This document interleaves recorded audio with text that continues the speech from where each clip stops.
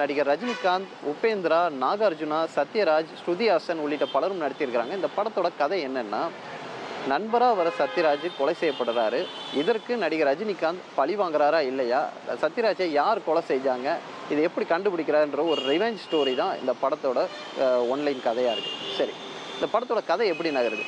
ஸ்டார்டிங்கில் இது நம்ம ஒரு மூடுக்கு நம்மளை செட் பண்ணுறதுக்காக ஏகப்பட்ட அந்த கேரக்டர்ஸோட இன்ட்ரடக்ஷன் கொடுக்கப்படுது. பொதுவாகவே இது ஒரு டெம்ப்ளேட் சிக்னேச்சராக லோகேஷ் கனகராஜ் படத்தில் இருக்கும். அதே போல் தான் நாகார்ஜுனோட கேரக்டராகவும் சரி, சோபினோட கேரக்டர், இவங்களுக்கான இன்ட்ரோ கொடுக்கறதுலே அந்த மூடு நம்மளை செட் பண்ணுது.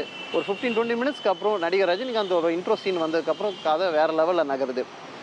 ஒரு கிளாசிக் டச்சோட அந்த ஃபஸ்ட் ஹாஃப் ஃபுல்லாகவே நகருதுன்னே சொல்லலாம். ஒரு கூஸ் பம்ஸோட ப்ரீ இன்டர்வலில் வந்து முடியுது. செகண்ட் ஹாஃபில் ஃப்ளாஷ்பேக் சீக்வன்ஸு நடிகர் ரஜினிகாந்த் அவருக்கான ஒரு ஃப்ளாஷ்பேக் சீக்வன்ஸ் அப்பப்போ வந்து காட்டுறாங்க.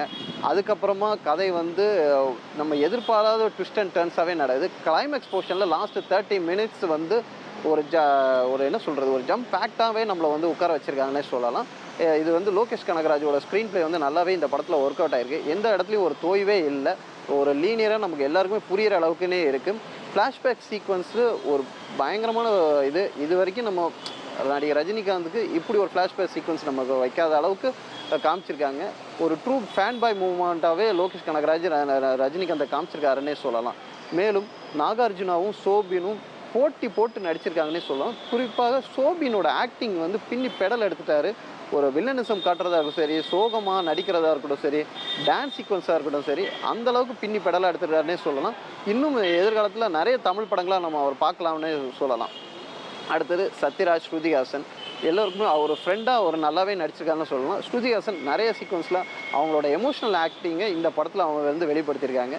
நடிகர் ரஜினிகாந்தோட ஒரு கிளாசிக் டச் இந்த படத்தில் நிறைய சீக்வன்ஸில் இருக்குது.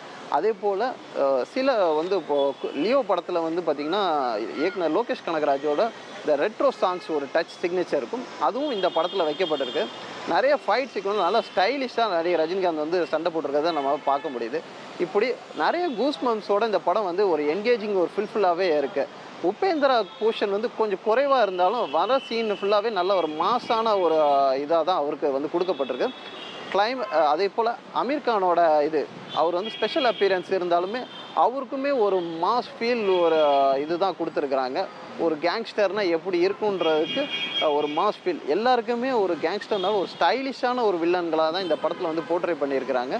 ஒரு எமோஷ்னல் ரிவெஞ்ச் ஒரு பக்கா ஒரு இதுவாகவே வந்து ஒரு கம்ப்ளீட் பேக்காகவே இந்த படம் வந்து நமக்கு வந்து ஃபில் மீல்ஸ் கொடுத்த மாதிரியே இருக்குது. மேலும் ஒரு திரை விமர்சன நிகழ்ச்சியில் உங்களை சந்திக்கும் வரை உங்களிருந்து விடைபெறுவது உங்கள் ராஜா.